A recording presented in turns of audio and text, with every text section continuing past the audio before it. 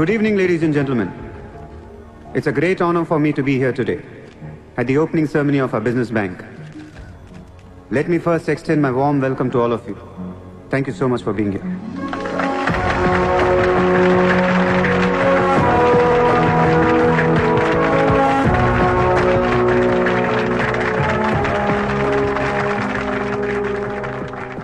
अपने देश को आगे ले जाने के लिए, देश की तरक्की के लिए एक युवा सूर्या ने बैंक खोला। मैं तो कहता हूं ऐसा नौजवानों को पॉलिटिक्स में आना चाहिए, तभी तो हमारा देश तरक्की करेगा। मैं इसका बुलंद हौसलों को सलाम करता हूं। ఒకప్పుడు బ్యాంక్ రాబరీ చేసినవాడు ఇప్పుడు బ్యాంక్ పెట్టడం, దానికి నేను చీఫ్ గెస్ట్. బ్లాక్ మనీ దాచుకుంటానికేనా ఇది? అవును సార్, ఇండియాకి స్విస్ బ్యాంక్ లాంటిది సార్. వైట్తో పాటు బ్లాక్ మనీ కూడా దాచుకోవచ్చు. చాలామందికి డబ్బు ఎక్కడ దాచుకోవాలో తెలియట్లేదు సార్, అందుకే పెట్టాను. అంతేకాదు మిస్టర్ సూర్య, ఈ రోజు ముంబై పోలీస్ అసోసియేషన్ కి 50 lakhs ఫండ్ ఇవ్వడం చాలా ఆనందంగా ఉంది. ఇలాంటి యువశక్తి మన దేశానికి ఫెంటాస్టిక్. పబ్లిక్ సొమ్ము తిరిగి మాకే ఫండ్ ఇస్తున్నావా? మీది మాది కాదు సార్, ఇండియాలో డబ్బు ఉంది, ఎవరికి చేతనైంది అది తీసుకోవటమే సార్. మంచితనానికి రోజులు కాదు సార్ ఇవి. మంచోడిని త్వరగా దేవుడు తీసుకెళ్ళిపోయాడు అంటారు. తీసుకెళ్ళిపోవడం కాదు సార్, ఇక్కడ ఉన్న వాళ్ళందరూ కలిపి పైకి పంపించేస్తారని. మీరు స్ట్రిక్ట్ ఆఫీసరే సార్, కానీ మీ డిపార్ట్మెంట్లో ఎంతమంది మిమ్మల్ని బూతులు తిట్టుకుంటారో తెలుసా సార్? పబ్లిక్ కూడా సార్, ఆఫీసర్లు స్ట్రిక్ట్గా ఉంటే నచ్చరు సార్, లూజ్గా ఉంటే నచ్చుతారు. టు బి ఫ్రాంక్ సూర్య, నిన్ను దగ్గర నుంచి చూస్తుంటే కోపం తగ్గిపోతుంది. ఒక్కొక్కసారి అనిపిస్తుంది నీలాంటోడు నా డిపార్ట్మెంట్లో ఎందుకు లేడా అని.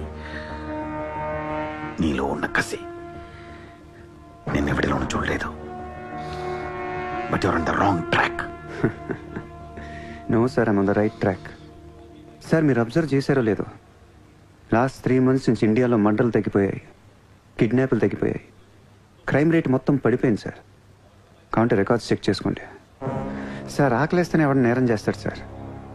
నేరస్తులందరికీ శాలరీలు ఇచ్చి పెంచుతున్నాను సార్. మీ డిపార్ట్మెంట్లో కూడా శాలరీలు పెంచమన్నాను సార్, ఎవరికి సరిపోవట్లేదు. మీ శాలరీ మీకు సరిపోతుందా సార్? దేశం కోసం పనిచేసే పోలీసులకి శాలరీలు సరిపోవట్లేదు, దేశాన్ని దోచుకునే నాలాంటోళ్ళ దగ్గర వేల కోట్లు. కొంచెం కోఆపరేట్ చేయండి సార్, పెద్దోడిని కొట్టేద్దాం, పేదోడికి పెట్టేద్దాం. But one thing sir, I'm not interested in money, I'm interested in power.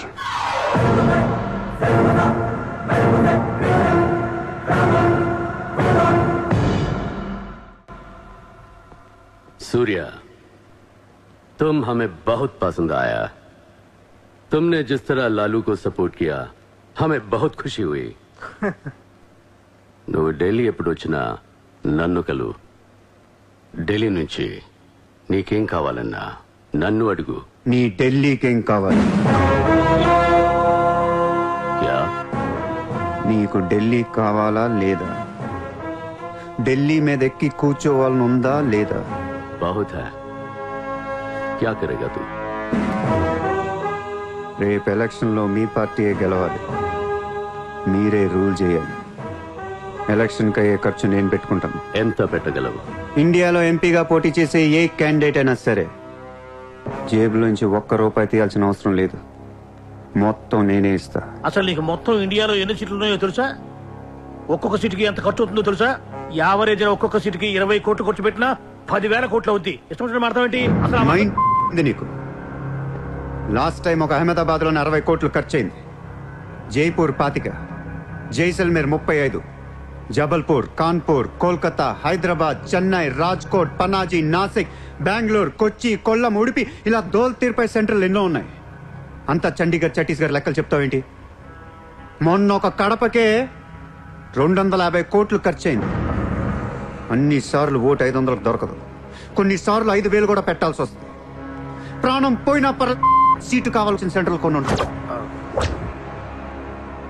అక్కడెంత ఖర్చు అవుద్దో ఎవ్వడికి తెలియదు.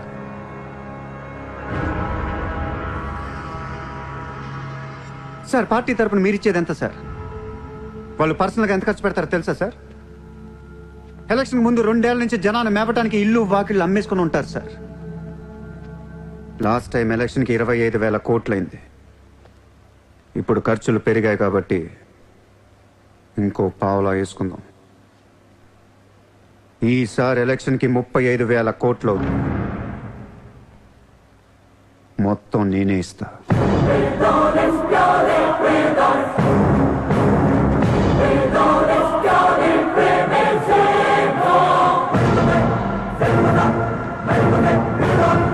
మీ ఇన్ఫ్లుయెన్స్ వాడి ఎలక్షన్ టైంలో నాకు 25 హెలికాప్టర్లు ఇప్పించండి. హెలికాప్టర్లు ఎందుకు? డబ్బులు పంచడానికి రా ఎర్రి.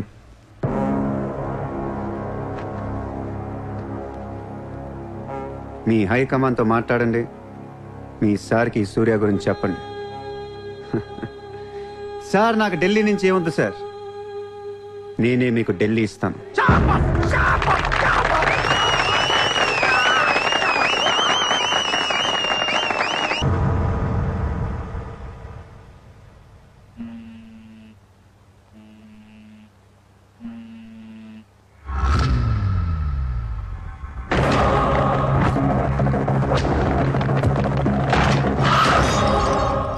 మీ నాన్న ఎక్కడ? మీ నాన్న ఎక్కడ? ఏం చేస్తున్నావు మా డాడీని?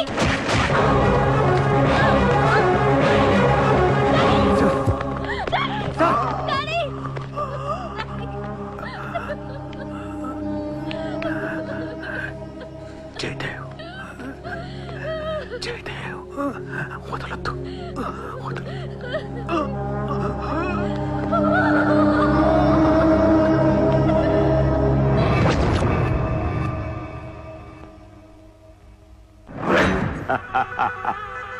గోఖలే పోయాక నన్ను ఇంకెవరేం చేయగలరు?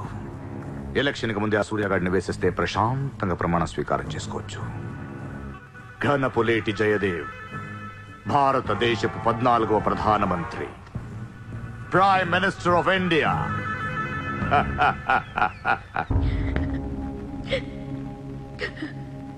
నేను నీలాగే ఏడ్చాను. 14 ఏళ్ల వయసులో ఇంతకంటే ఎక్కెక్కేడ్చా. అమ్మా నాన్న అమెరికాలో ఉండేవారు, నేను అక్కడే పుట్టా. మా నాన్న అక్కడ పెద్ద బిజినెస్ మ్యాన్. బిజినెస్లో సంపాదించిన డబ్బంతా పట్టుకొని పుట్టినూరికి ఏదైనా చేద్దామని ఇక్కడికి వచ్చాం. అక్కడ మా నాన్న ఒక లోకల్ లీడర్ని కలిశాడు. వాడి పేరు జయదేవ్. ట్రస్ట్ ఓపెన్ చేస్తున్న మా అమ్మా నాన్నలు నమ్మించి డబ్బంతా దోచుకొని నిర్దాక్షిణంగా చంపేశాడు. దారుణంగా కత్తులతో పొడిచి చంపేశాడు.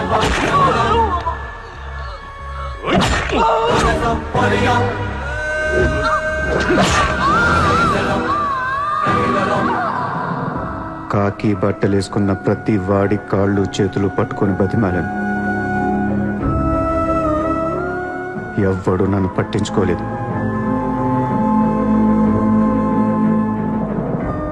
ఏ దేవుడు నా కోసం రాలేదు.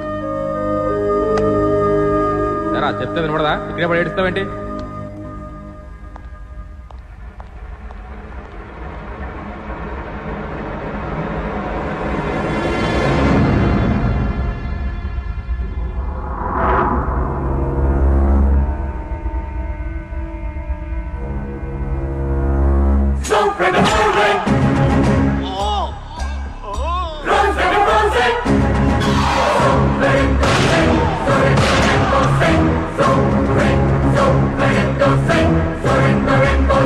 వీళ్ల కోసమా మా అమ్మా నాన్న అన్ని వదిలేసి వచ్చారా అనిపించింది.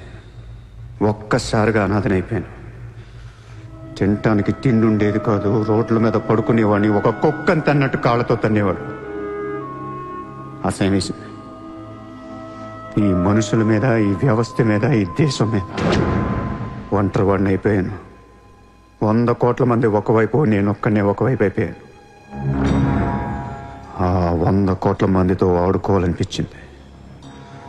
అందుకే ఇన్నాళ్ళు మనుషుల గురించి చదువుకున్నాను, స్వార్థం గురించి చదువుకున్నాను. ఇక నో మారల్స్, నో రూల్స్.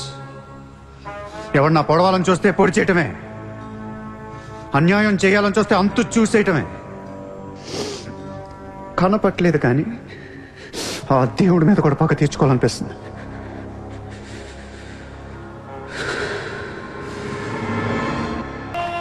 మీ క్యాండిడేట్ సెలక్షన్ నాకు అస్సలు నచ్చట్లేదు.